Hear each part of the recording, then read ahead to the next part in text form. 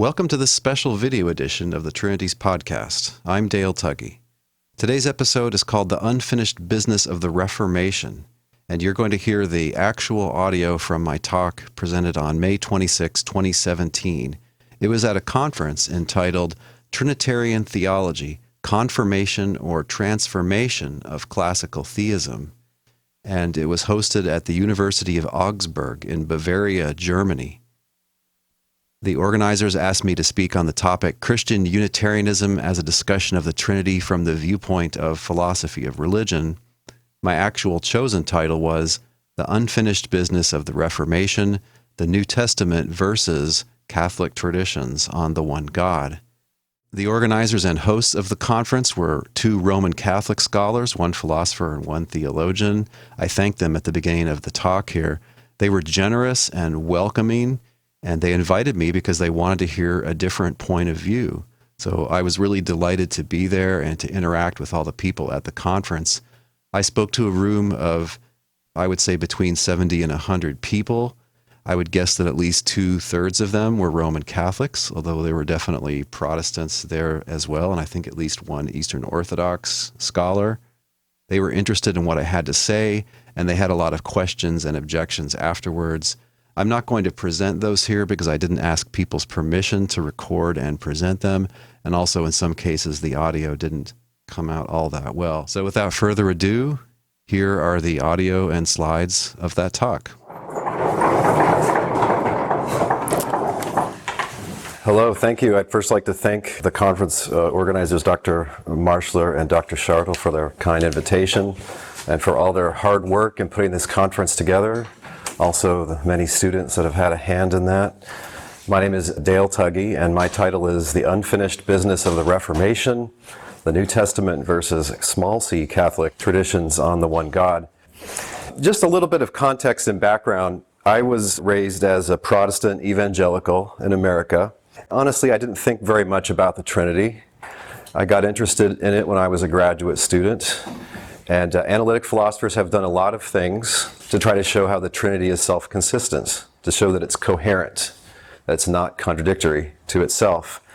And I studied all those theories. There's too many of them. They contradict each other.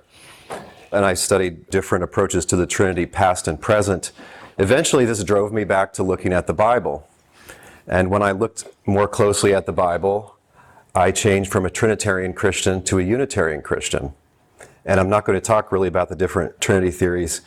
I would just say this by way of background. You'll notice that there's nothing in my talk of metaphysics. I don't think metaphysics is going to solve the problem of the Trinity and monotheism. I take the, you could say, extreme Protestant view that you have to go back to the sources and that will solve the problem. So no metaphysics. And there's really nothing original here. It's just the style in which I'm presenting this argument. Okay, so there isn't one Trinity theology. What there is standard Trinity language that was enforced at a certain point in Christian history. And people try to make sense of that language the best they can. And so I talk about different Trinity theories, different interpretations of the standard language. But the one thing that any Trinitarian theology has to do is it has to identify the one God with the Trinity. The one God is the three of them together. When I say identify, I mean numerically identify. At this conference, it's been called Leibnizian identity. Others call it absolute identity. In modern logic, they use the equals sign for it. What is the one God? It's the Trinity. If you agree with that, you're a Trinitarian. The Unitarian Christian is someone who thinks that the one God is the Father. And so that's the difference. So here's an argument.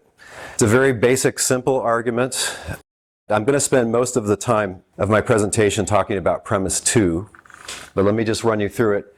Premise 1 says, any Trinity doctrine identifies the one true God with the Trinity. That's just true by definition for talking about really Trinitarian theology. Premise 2 says a central New Testament teaching is the identity of the one true God with the Father only. That's the premise I'm going to focus on arguing for in this presentation. Here's another premise. It's not true that the Trinity is identical with the Father and vice versa. This is a premise I think that any Christian should accept. If you're a Unitarian, you don't think that there is a Trinity, and you're going to say that that's not true, that identity statement. If you're a Trinitarian, you're going to say that there are differences between the Trinity and the Father. The Trinity is tripersonal, or triune. The Father is not triune. Okay, well then we can't be talking about one and the same thing. If there are differences between some A and some B, then A is not B and B is not A. We're talking about two things, not one. All right, this is a self-evident principle. So I think any Christian should agree with three, and anyone should agree with one, because it's true by definition. Okay, but then from 1 through 3, it follows that either any Trinity doctrine is false, or a central New Testament teaching is false. That seems like kind of a difficult dilemma, doesn't it? Okay, here's the Protestant part. If a later Catholic teaching contradicts a central New Testament teaching, Christians should reject the former, the later teaching, and accept the latter. In other words, Christians should prefer the New Testament to later tradition if the two clash. And my claim is that they do clash. This is something I didn't used to think. I was told by theologians and by apologists that the doctrine of the Trinity is logically implied by what's in the New Testament. It's not explicitly said there. There isn't enough language to explicitly say the doctrine of the Trinity in the New Testament, but I was taught that it's clearly implied by what is there. I now think that's a mistake. I think the New Testament clearly implies something that's incompatible with any Trinity theory. So my conclusion is Christians should agree with the New Testament teaching that the Father alone just is God, in other words, is numerically identical to God, and deny the later Catholic teaching that God just is the Trinity. When I say Catholic with a small c, I'm just referring to the mainstream of Catholics and Protestants which accept the ecumenical councils, or at least the first four. Protestants aren't so sure what they think of 5, 6, and 7, and sometimes they're a little mushy on that topic. I think the Catholic people are agreeing with me now. My perspective is like what historians call Christians of the Radical Reformation, people like some of the Anabaptists. Although I don't think this is a modern thesis. I deny there's anything modern about it. As I said, there's no metaphysics here, no Cartesian metaphysics, no any kind of metaphysics. It's just using the basic concept of identity and just obvious logical inferences. These are things that people could understand in ancient times.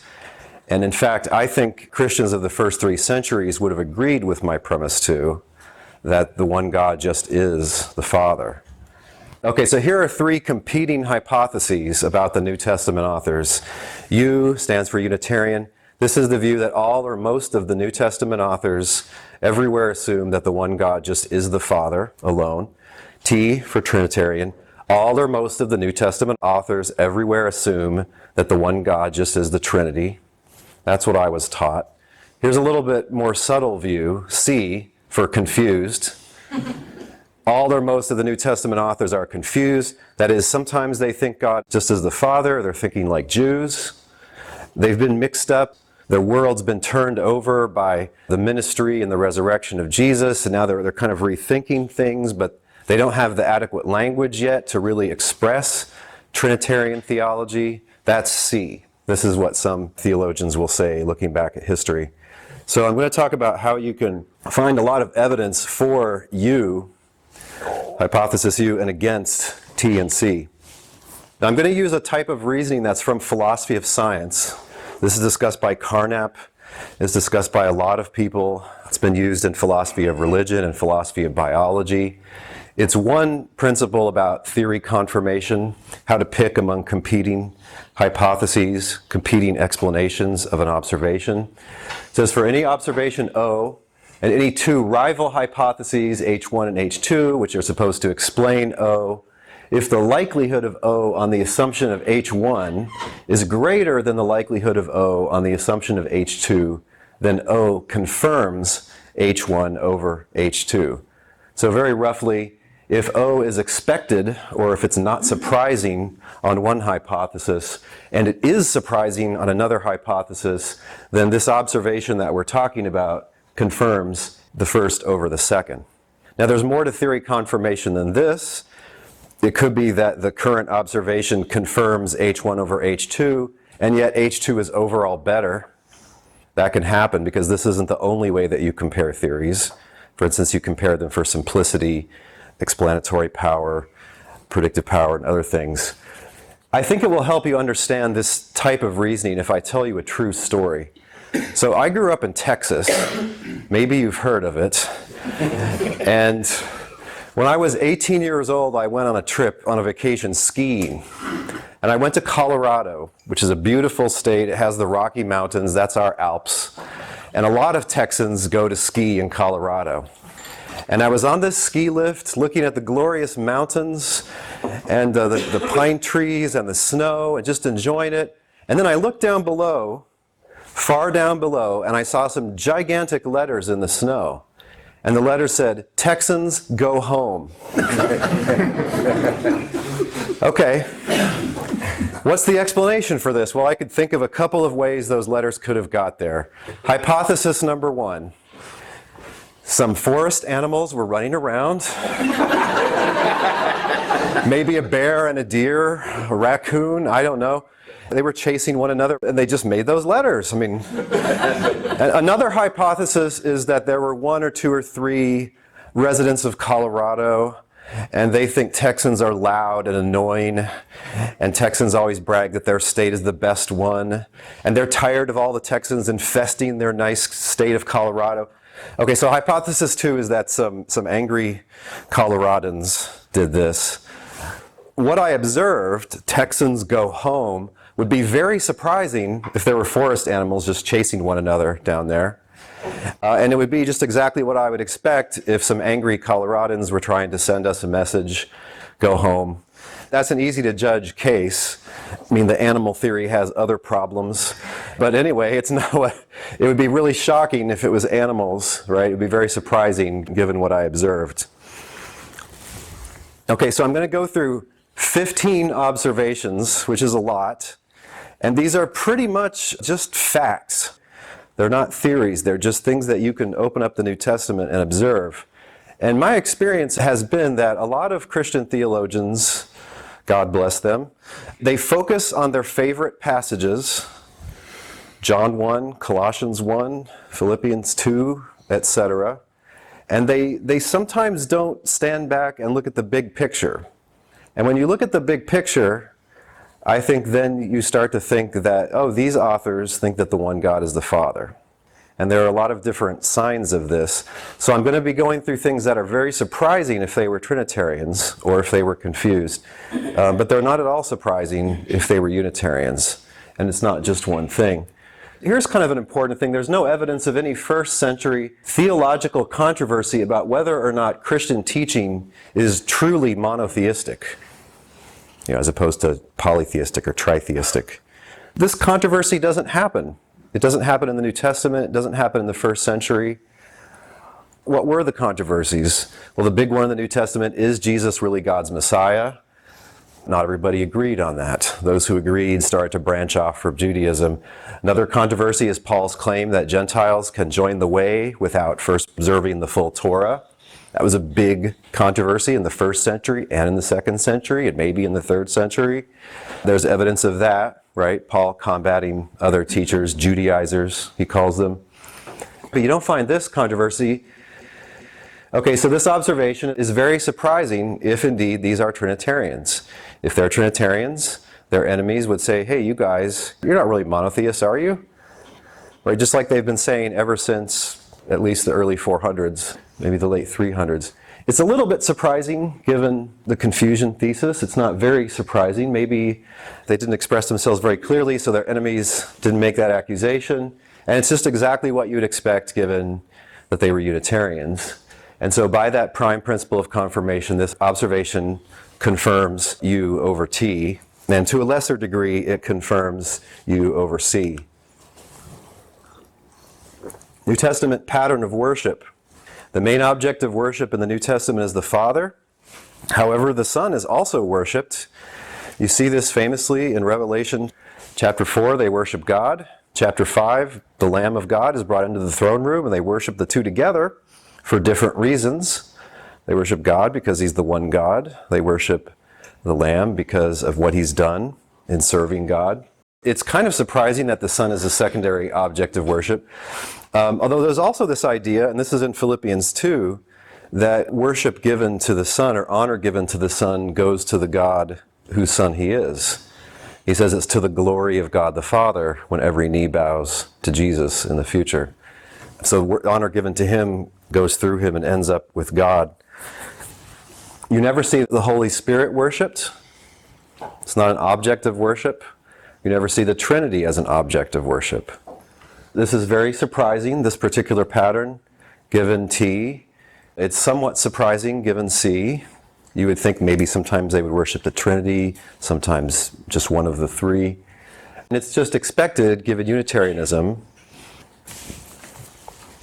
Person might object to that, but I agree with the historian Larry Hurtado from the University of Edinburgh.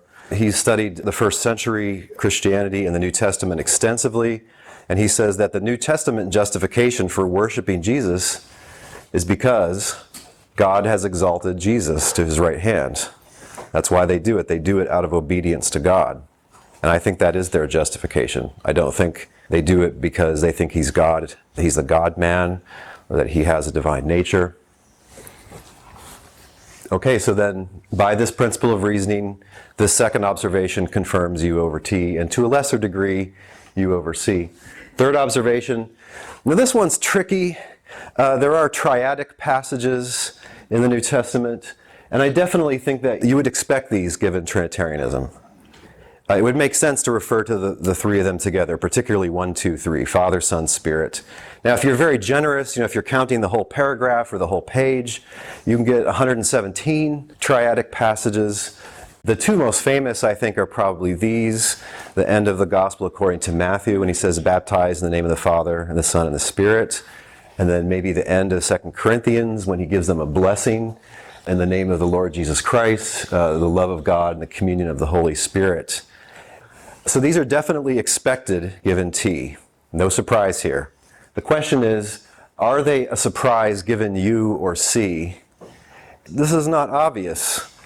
If you're a Trinitarian, you might mention the three of them to try to give a hint that they're really one God, or that they're co-equal, or that they share the divine essence. That might be why you would do it, but there might be other reasons.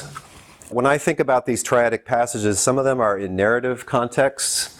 Some of them are invocations at the beginning or end of a letter. Some of them are in teaching passages. So in narrative action, it's just God. The story of the New Testament is he sends his Son, and then after the Son goes to him, he sends his Spirit. And so God works through his Son and through his Spirit, so of course it's going to mention the three of them. Invocation of blessings, of course, often they're just in the name of the Father and Son alone. Very often they're not triadic. Teaching passages mention them, the three of them, for many reasons. One of those reasons is what I call unity slogans.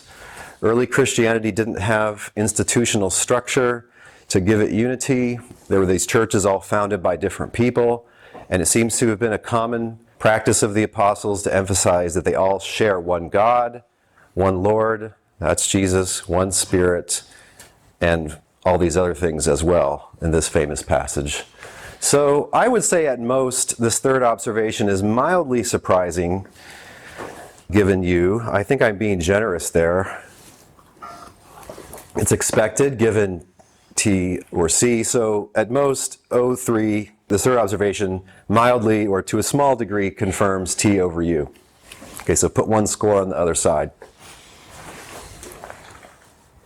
Observation 4, there's no New Testament term, which was at that time understood to refer to a tripersonal God. Sometimes the systematic theologians disagree, but the textual scholars say that God, 99% of the time or more, is the Father. And a small handful of passages, the Son, maybe in one the Holy Spirit. This is very surprising given T. If you tell me that there's a group of people that believe in a triune God, my very first question is, well, what do they call that triune God? And if you say nothing,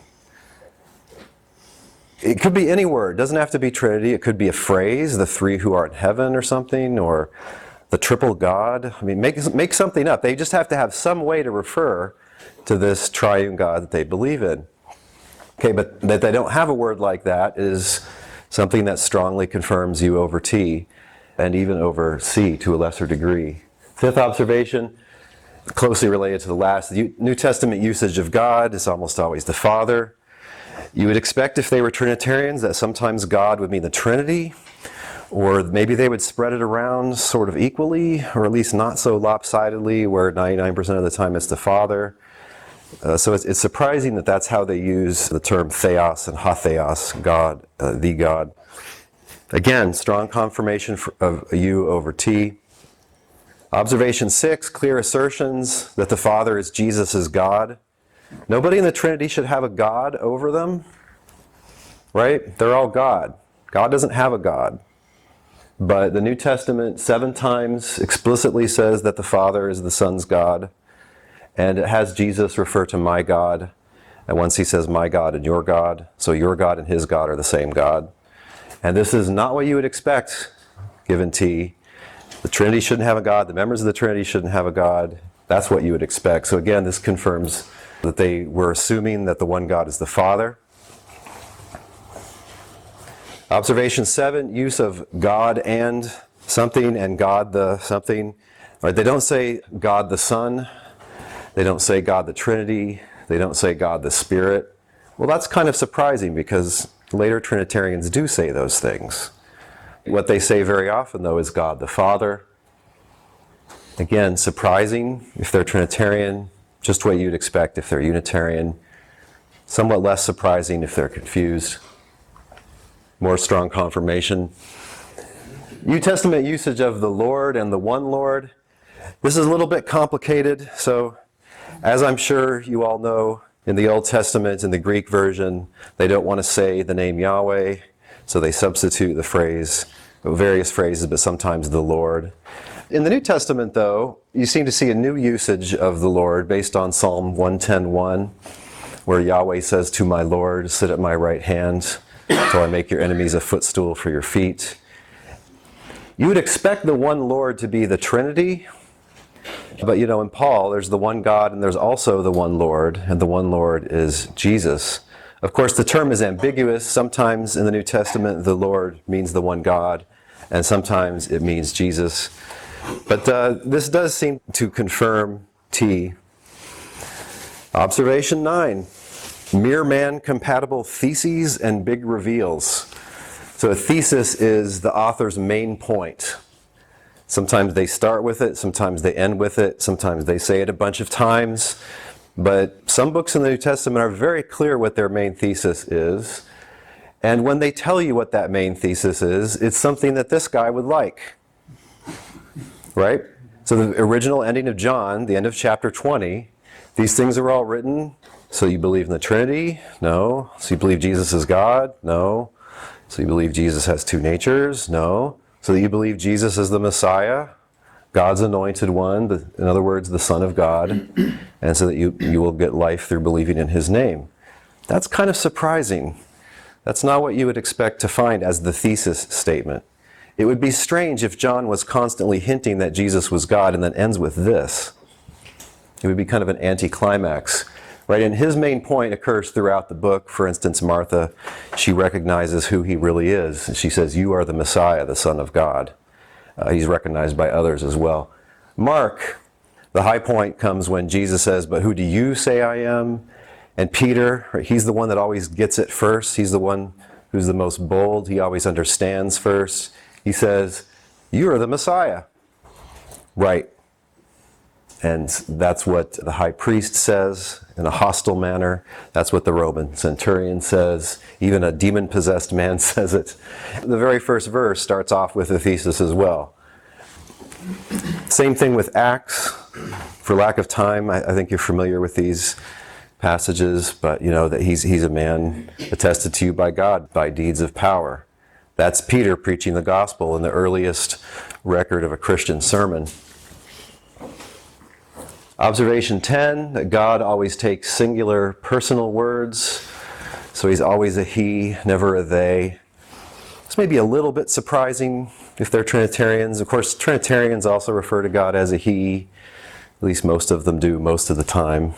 Sometimes they'll mix it up and suggest that both are appropriate. So this is a small degree of confirmation for U over T.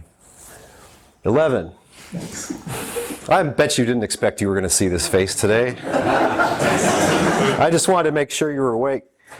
So suppose you tell a story about Donald Trump, or you write a news article, which I'm sure would be very friendly.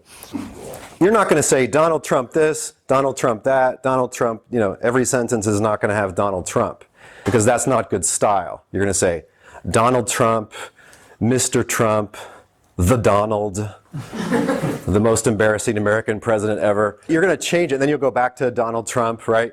You're going to change it around just because it's good style to do that, okay? Well, this is what particularly John, but also other New Testament authors do with God and the Father. But they don't swap out the word Son and God or the word Spirit and God. So here you see John doing it in chapter 6. He uses God, then he says the Father, then he goes back to God. It's a common pattern you see. You also see it in 1 John, which traditionally is ascribed to the same author as the fourth gospel. You can see the same thing happen occasionally in Acts and in the letter of James. Now, if you assume that God, that term God, and the Father, if you assume those are co-referring terms, two names for the same thing, this makes sense, then it won't be confusing. Just like the Donald refers to the same thing as President Donald Trump. One's less respectful than the other, right? But they refer to the same entity. Okay, well, this is very surprising given T that this pattern that they should switch God and Father but not switch around the other ones. This seems like good confirmation for U over T, and to a lesser degree, U over C. This one's interesting. Total lack of interest in the eternality of the Son and the Spirit. If you look closely at all of the passages that people cite, for instance, John 1, in the beginning was the Word. Okay, if you think the Word is the pre-human Jesus, then John just said that at the time of creation, the Logos already existed. But that's compatible with his having come into existence earlier. And the passages that seem to say that the pre-human Jesus created the world, that's compatible with his having come into existence just before then. Okay, so that's why when you had early Logos theory, people like Justin and Tertullian, they have what the scholar Wolfson calls a two-stage theory, where the Logos comes into existence as a being in his own right, as an entity, sometime just before creation. They were reading these passages. They noticed that they didn't demand eternal existence or existence at all times. This would be very surprising if these are Trinitarians, because Trinitarians always insist on the co-eternality of the Son and the Spirit with the Father. Okay, but they don't do that. So it seems to confirm U over T and to a lesser degree over C. Unqualified implications of limits on the Son. If these authors were Trinitarians, when they said that Jesus didn't know something, they would reassure you. They would say, well, but that was just his human nature. He lacked knowledge with respect to his human nature, but not with respect to his divine nature. Or if he seems to be lacking in power, it's okay, he's still divine. He's only lacking in power with respect to his human nature. No, there's no hints like this. There's no embarrassment even. The authors do not feel a need to reassure you about these things. Very surprising if they're Trinitarians. Not surprising if they're Unitarians. Because the Unitarians don't have to say that Jesus is omnipotent and omniscient, at least not essentially. Observation 14, endorsement, not criticism, of core Jewish theology. Trinitarians typically will say that Jewish theology, it's good as far as it goes, but it's mere monotheism. It's leaving something very important out. It's too closed-minded or something. Well, Jesus quotes the Shema in Mark chapter 12 in a conversation with a Jewish interlocutor, and he just quotes it, and presumably he understands it like his friend that he's talking to understands. He doesn't take time to correct it. Well, Yahweh is one Lord, but you have to understand that the one Lord is multi-personal. He could have, but he doesn't. It's surprising. Now, is this consistent with the Trinity? All of these things are consistent with the Trinity. You could be a Trinitarian and agree with all of these observations. There's not a logical incompatibility. It's just that most of them are very surprising if these authors are Trinitarians, and they're not surprising if they're Unitarians, so they seem to be good evidence that these authors are Unitarians. One more. There seem to be clear implications for the identity of the one God with the Father. The Yahweh just is the Father himself. These are some of Unitarians' favorite passages. The Father is the one who alone is God in John 5. John 17, 1 through 3, Jesus is praying to the Father. He calls the Father the one true God. Okay, well that means the Father is true God, and then it means that nobody else is. Nothing else is. He's the only true God. We could symbolize this in modern logic. There are two claims. Again, that he's God, that no one else is. Well, that's just what Unitarians think. It's not what Trinitarians think. This is the passage that Augustine wonders in several places in his writings. He says, well, maybe the Arians corrupted this, because clearly it should say that the Father and Son are the one true God, or the Father and Son and Spirit are the one true God. Well, but textual scholars don't think that anybody corrupted this. They think this is what the author of the fourth gospel wrote. Paul mentions one God, the Father. The God of our ancestors, that's Yahweh, is mentioned in Acts, and in the context this is understood to be the Father. So again, strong confirmation of U over T. Many little pieces of evidence, they're really not disputable, right? And they all count for something. So it looks like we have this. This isn't all the evidence, right? This is the one I said, I don't know if this is really very unexpected, given you. That's the one, the triadic, the threefold passages. I gave that one to the T side, but yeah, it's kind of lopsided. Now, some people think this is obvious. They don't think it's worth arguing for. Sometimes a Roman Catholic philosopher or theologian will say, well, sure, they're not Trinitarian. What else is new?